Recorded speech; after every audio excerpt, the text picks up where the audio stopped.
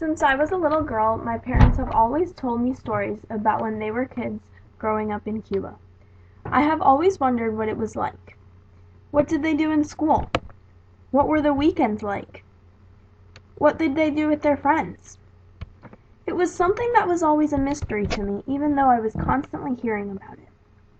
Last summer, I got the opportunity to visit this place I had only heard stories about.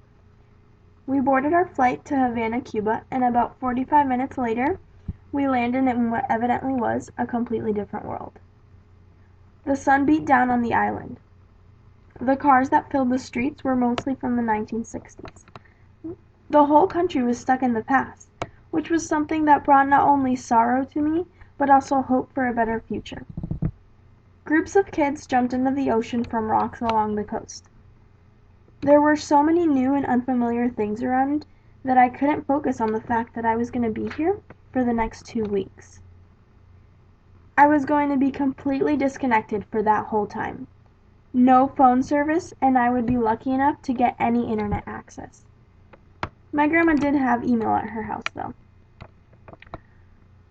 My mom and I were going to be staying at the house my mom grew up in. When we arrived, my mom looked around her old neighborhood. I could tell that she was hurt that a place that used to be so well kept and beautiful had let itself go and was falling apart. The building paint was stripping off.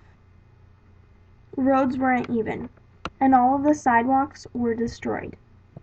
I remember my mom saying, "This place just isn't what it used to be."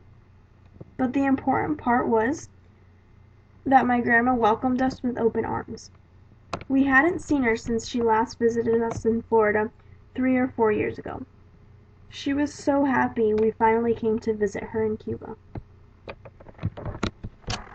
My mom had been there since the late 80s, and it was my first time there. I was so glad to see her so happy to have us there with her.